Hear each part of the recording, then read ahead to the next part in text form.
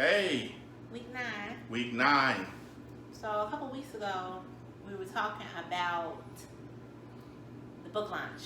So we're finally here now. The book launch. Book launch. So last week, you talked about how he went in the hospital. What triggered him to go in the hospital. How he came out too soon. And now, when he came out, it was a day before the book launch. And he wasn't ready. He was extremely paranoid. Do y'all know what it's like to be paranoid? Let's just talk about We that. talked about that last We week. talked about that? Yeah, Okay, last well, week. I ain't got to talk Last about week we talked about paranoid. it. Okay, well, find out what it was like in the last video. So he was extremely paranoid and he wasn't ready to come home. But he was paranoid being at the hospital. So it wasn't like it was helping him this time. It was actually creating more ideas in his mind that wasn't real. Do y'all know what it's like to be paranoid in the psych ward? Did I talk about that? No, we can't. I didn't talk about it? I mean, you talked about it, but... Okay, so how about this? So, paranoia, you don't trust nobody. I probably talked about that already. You did. You don't trust no authority. You don't even trust your loved ones. You might not even trust your children. I remember talking to my son and we were discussing some things, and in my paranoia, I thought that the FBI was talking to him and coaching him on what to say to me so that they could get information while I'm in paranoia. So I'm on a psych ward, and while I'm in this psych ward, it's locked doors. You can't go nowhere, okay? You can only get visits at a certain time during the week. You only get certain phone calls. They shut the phones off and they tell you when you can talk on the phones. Then you sleeping in the room. You might have a roommate and you got these small beds. Then you got this bathroom. The water don't even come out all the way. And then you have doctors and nurses who sit behind a glass and they observe what's going on. So I'm in a locked unit, paranoid. That's the reason why I was in the hospital. Now, before I was paranoid, I was planning this book launch, but then life happened. Because life happens to everybody.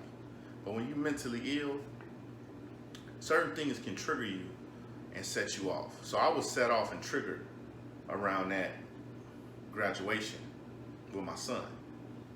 So he was talking about telling me that I had to do the book launch. I'm like, no. Now on the phone, he sounded completely fine. Explain like, to them what you mean when I said that. You wanted me to present it because you had a presentation. Yeah, so tell them what I mean. I was supposed to present.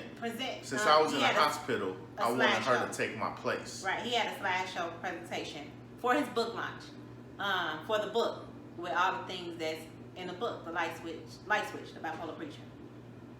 So, I wanted her to do it. I called another minister who's like a father figure, and I asked him to, do the speaking part for me, and he agreed to do it. But at the same time, I was trying to plan on getting out of this place and doing it myself. But I knew that I wasn't healthy. I knew I wasn't stable. See, while you're paranoid, well, for me, I can't speak for everybody. While I'm paranoid, I'm aware of what's going on.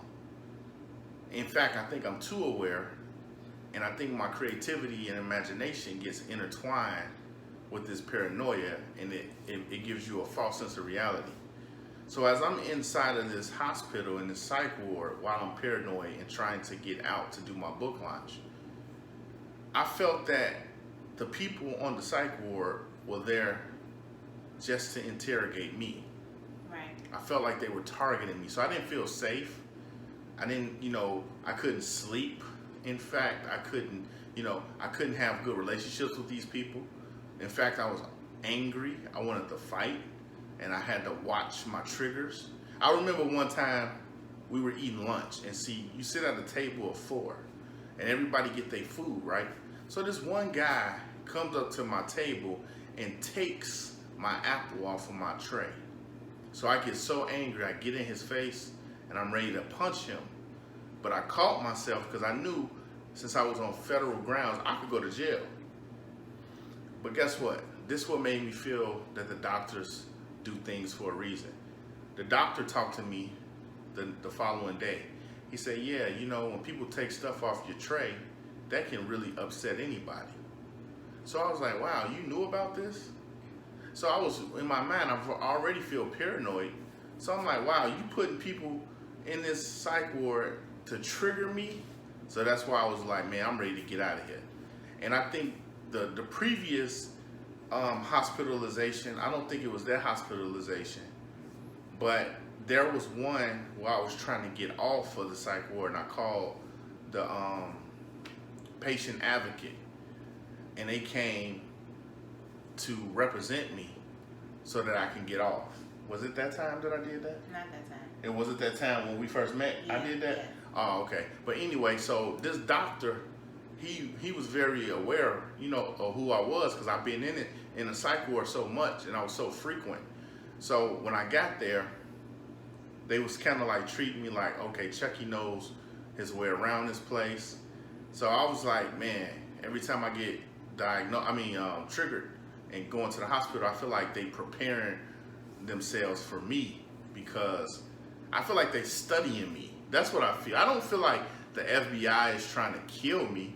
I think that they watch people who have my diagnosis because one, we have gifts, we have like intelligence, we have creativity, and we contribute like with music, we contribute with art, we contribute with politics, with ministry, being preachers. There's been a lot of people with these type of illnesses who have been in these different career fields who had these same traits. So I feel that the government, because they know how many people got the diagnosis, because they track it. Like you could go to the website, you could go to NAMI.com or NAMI.org, and they'll tell you it's about 2.7% of the population has bipolar. And I feel like they know that number because they watching it. So in my mind, this is what's in my mind. This is what I'm feeling like. So when I go to the psych ward, I'm like, okay, I feel like they watching me. That's a real feeling for me. And it's like nobody can tell me otherwise. Nobody can tell me otherwise. Nobody. So He wasn't ready to come home. I wasn't ready, but I forced my way out. But he got out because he's intelligent and he's very slick. And I know the rules. And he knows how to. After 5 days, they could let you go. He They knows could how let to you use go. his words to get what he wants. Okay? What? Oh wow, that's a whole. So now she's trying to say I'm a conniving and manipulative. You know how to use his words. Oh Okay? wow. So he got out. Well, I was gonna say. He got out. I was gonna say. And he wasn't ready. So he comes home. I told you last week, a couple weeks ago, how they was working in front of our house.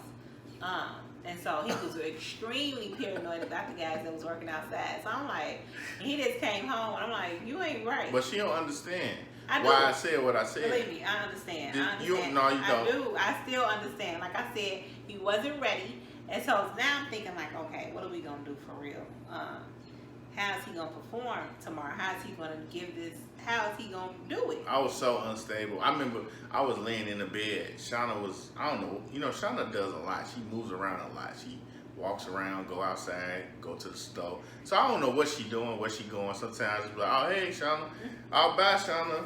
So I was laying in the bed. Shauna was going somewhere. Who knows where Shauna's going? I need to put a tracker on her. Well, this is what happened. You talking about the day of the book launch? The day of the book I launch. was getting ready because it was a launch. So I had got my makeup done. And I had some running around. I had some stuff to do to prepare for the evening. Well, I was laying in the bed. I ain't had no energy. Right. See, I was unstable. Everything was off. So that day, I felt like I had to give him something to do. They gave me some medicine, some new medicine then, didn't they? Or no? No. I was still taking it? Yes. The paranoia Yes, stuff? yes. Oh, I didn't know that. So I thought they gave it to me when I went that time. No, not that time. After that, how extremely paranoid you were, when you went back, they gave you some paranoid medicine after Tyler graduation. That's what I'm saying. Oh, Yeah. They didn't give it to me before? No. Okay, that's the difference. Yes, it makes a Okay. difference, but we're not there yet. So they didn't give me that? So we're not there yet. Oh, they didn't give me that. So, Damn.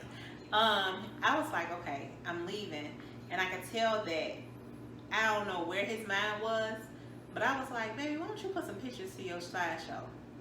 Right. Gave him something to do because She he was did. kind of anxious and kind of like. Was that the same day? Yes. I ain't even had my presentation all the way together. So Shauna at the lab, and that was right before I was laying in bed. She was like, "You gonna put your pictures and stuff together?" Because I had a vision that I wanted to paint the picture with pictures, And it was so really good. so that they can depict what I was trying to portray. Did you just say that? Yeah. But anyway, I did it, and I put it together. Then my computer started crashing. Yeah. So he was really. I thought that was the devil. I ain't think that was. I ain't He think that thought was the something devil. was going on. Yeah, with my his computer started crashing. Then I So- get to the place. Listen, I'm not done. So he do that. It took him a while to do that. So I'm gone. And I'm like, okay, good. He's doing that. Because at this time, I felt like I had to keep him busy to keep his mind occupied. Because when you're paranoid, I felt like, not saying that it was sort of a distraction. Because I wasn't going to be there to hear him out, to hear his thoughts. And I wanted him to get focused on something. Does So that make sense? No. Okay. When you're paranoid, your mind, it roams a lot. So if you focus on one thing, it helps you out. So that's what you figured out? Yeah, I didn't know you figured that out. yeah. That's why I said put the pictures on there. So you saying you directed my mind to something? Yes. And I didn't focus on the paranoia. No, you didn't. Not while you was doing that. You was focused on connecting those pictures. So it was a project for you. As long as he has a project, and if he's not paranoid, if he's paranoid, it keeps his mind focused on that. He loves projects. He loves figuring out things. He loves fixing things. He loves creating. So if I keep his mind, I didn't know you thought like that. definitely, Wow. yeah, it worked, right? It works, huh? Yeah, it worked. An idle mind is the devil's workshop. And definitely, no, your mind don't need to be idle at all. Well, that's interesting. Okay, so boom. She tell me to do the pictures. Man, It kept him busy. I put the pictures together. It took you hours. I had the slideshow. I had my presentation. Everything was flowing. I told my story in chronological order. It was so good. I mean, he at the book launch, they didn't have to read the book because he It was broke good. down everything. It was so. When we got there, It was like a movie. it was really good. He broke it down. It made. I mean, everybody bought the book like when they left because they were so interested. Everybody lined up though. They lined up They did. and they was like, "Whoa!" It was good. It made me feel like I was somebody. But okay, let me go back because I was preparing for everything. I had the food come, the balloons. I had all the things I was ready for the book launch, but I was nervous. I was nervous because I knew that he was not in his right all the way mind, and I didn't know how he was gonna act because he was so paranoid about people. So we got people coming in and people. I'm like, people are not good at this moment. So I couldn't even really enjoy the book launch like I wanted to. I had to sit off to the side and like really watch him. I remember some guys being at the place that we rented out that was talking to the owner, and he looked at me and I was like, they friends of her. Like I had to, anything that he was thinking, I knew that he was thinking because I was watching him very closely, and I watched him like, especially like that. I watch him anyway, but I noticed everything. So anything that he was looking at, I was like, oh, I had an answer for it. Because if you don't have me telling you that I have an answer for it doesn't mean that he's still not gonna feel that way. But if I'm up on it before he is, it's like, oh, how does she know what I'm thinking? Like, okay. You know what I'm saying? Like, it's that kind of thing. It's work. Like, how do you? That's like it's work. almost like you read in my mind before my mind even gets there. No, it's just me knowing what I'm dealing with and me giving you a response before you even form it in your mind. That's like controlling my mind. That's not. That is because if you. That's not. Why would you say that? You No. always making stuff twisted. Because if you trying to anticipate what I'm doing and then you I'm do just watching something. your moves. Yeah. You gotta watch people. See, that's the thing. You never know what people doing. So now she telling me everything. I'm telling them. Yeah. You told me that when I'm paranoid, you keep me busy. I didn't know that. I had no clue. Thank God for the podcast. Yeah. Now you get to find out who your mate really is. It keeps your mind. Keeps your mind. But you know, what was the last point you made? I was saying that I redirect your thoughts. Redirect my like thoughts. If you saw somebody coming in, I tell you like. Well, I did see two guys there, and I didn't know. You didn't bring it to me, but what I say, I told you that they was for. You said I explained it. You explained who they were.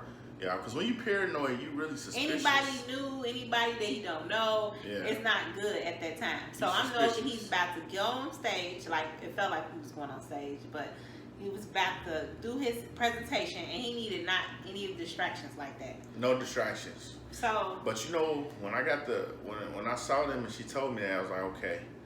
But then it helped you. It helped before me. You even said something, because I knew what your man was thinking. Now listen.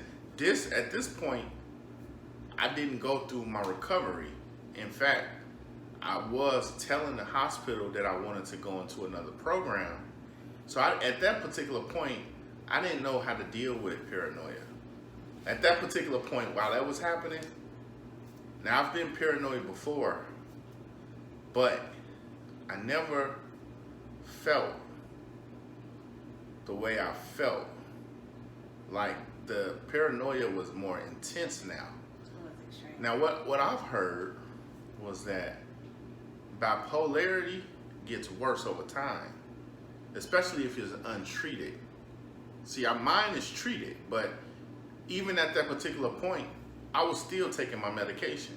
I was taking a medication, but I still had these stressors that was in my life that was causing me to be unstable. So just because you take medication does not mean that you won't have a nervous breakdown or psychosis or paranoia, hallucinations or mania or depression. That's why I feel that this disease is very mysterious. In fact, the psychiatrists and psychologists will tell you the same thing, because you don't know what would trigger you and what would set you off. That's why it's important to understand your triggers. At this particular point, my son was the main trigger, as he has been for a long time. Right. So at that particular point, that trigger set off this paranoia. Yeah. So we got through it. I said to myself, and I watched him, and he did so well. You wouldn't know. You wouldn't know that anything was going on. He did excellent. I mean, I'm talking about excellent. He spoke well, he presented everything, he spoke clear. It was just so informative, and everybody enjoyed it. So I'm like, whew. I was so stressed. Like my heart was just like beating fast. I was just so nervous because I knew what was going on, but nobody else knew what was going on. Right. So I was like, okay, and everything just flowed. Now, once it was over with, he couldn't sleep that night because he was on such a high. Yeah, that was so exciting. I think being able to fight through all that and to get to that point of feeling that euphoria, like, wow, I actually did a book launch, I sold books, I had this feeling like, man, I'm an author. It was real. And then the way Shauna laid it out, it was really nice. Had the balloons, we had food, we had food. It was nice. We had the TV connected to the computer. Somebody was it was punching it while I was talking. Matter of fact, my computer was messing up. I don't know why it was messing up, but the lady who owned the place was a computer technician or something.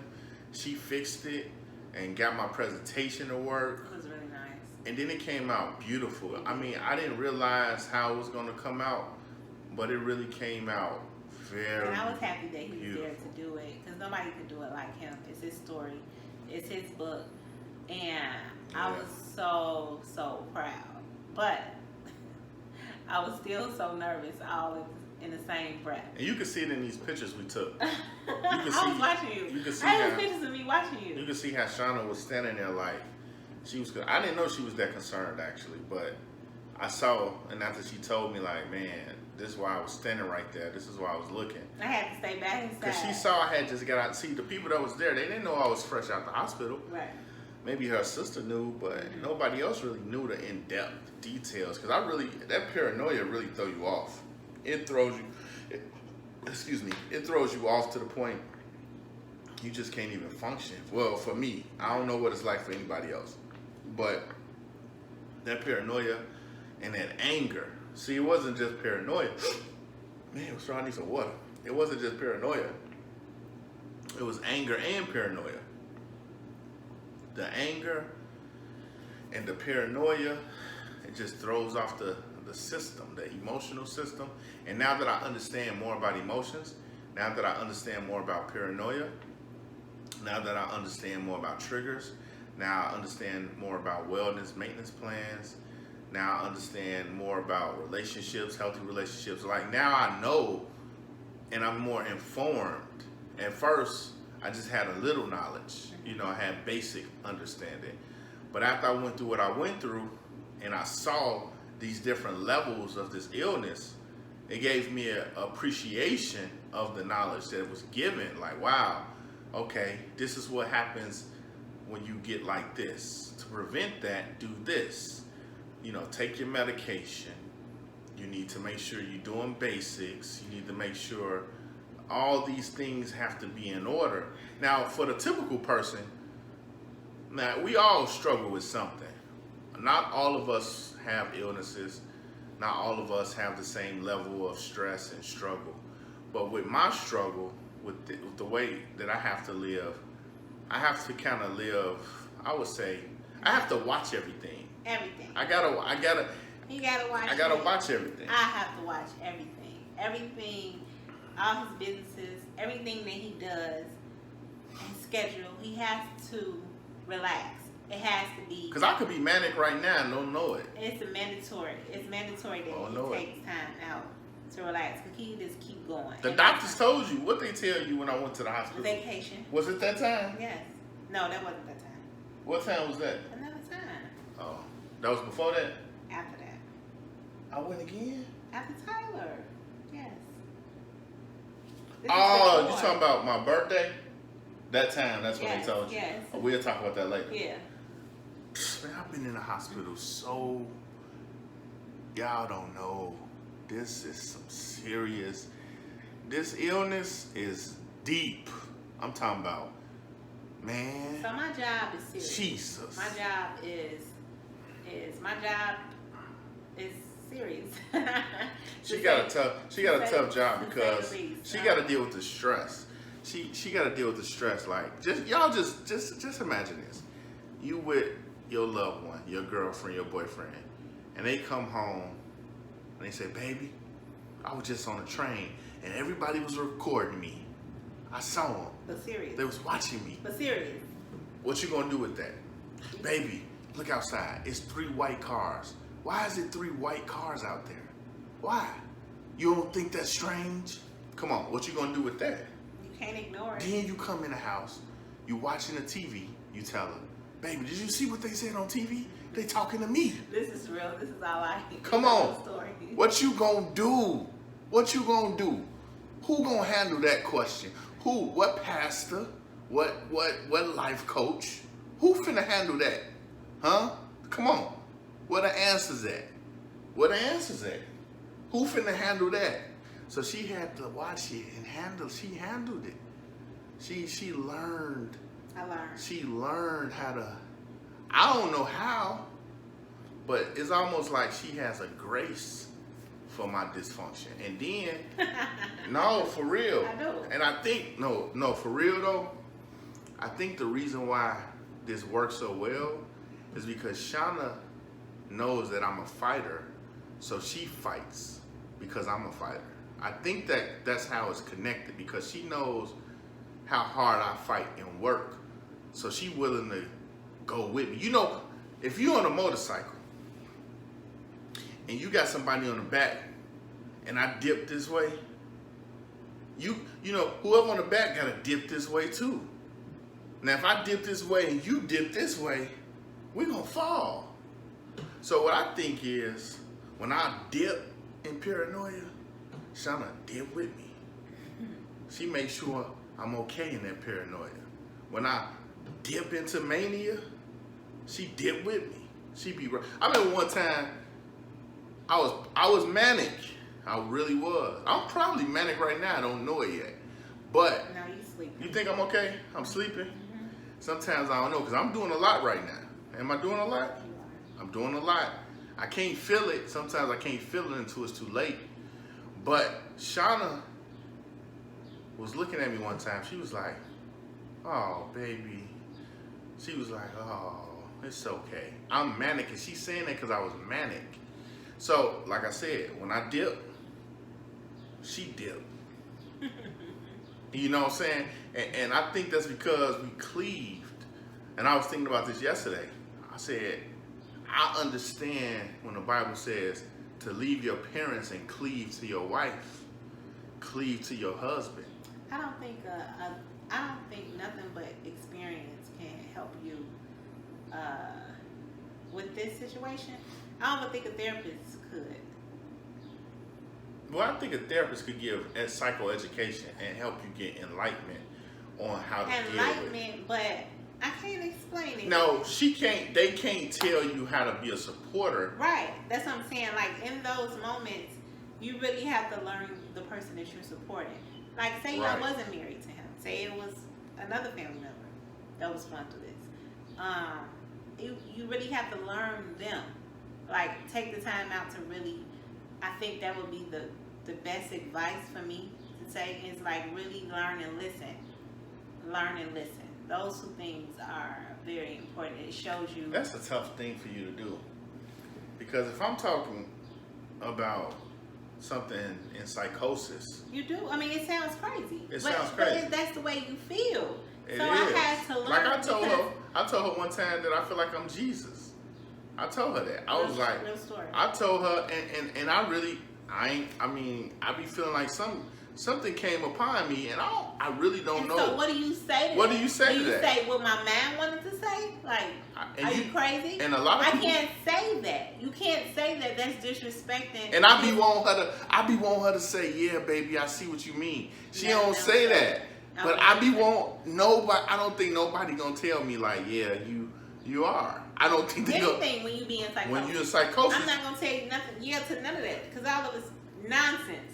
well, It's to not- me, it's- to me, you don't It's seem real. nonsense. And to you, it's real. So I have to respect that. What do you do with that when your mate tells you they think they Jesus? Who do you tell? Who do you what tell? friend do you have to tell? Like, let me tell you something. I mean, I thank God for my sister. Okay, my sister is my. What is she? She is She- your confidant. Yes, but she understands me and she understands him. Right. You know what I'm saying? So it's like, We got to support. right? We She's got my a support system. right. Your supporter needs a supporter. Yes, So if So- you are a supporter, you need to get you a supporter. I agree. Because I got support. I got a whole veteran administration that support me. Then I got her. Boom. So I got so much support. I got therapists who call me every week. I got psychiatrists who call me and check on me. I got my wife. I got a whole army. So you need an army to deal with this. You need to get you some constituents. Shauna, she has constituents, and her sister is one. That's her confidant. It's a difference between confidant and constituents. You need to have all of those things if you're going to win this war, because this is a battle. Thank y'all for listening. So, listen, if you want more information about my story, our story, if you want to get more informed about bipolar, schizophrenia, mental illness, you can buy the book. Go to bipolarpreacher.com. I have 3 books available.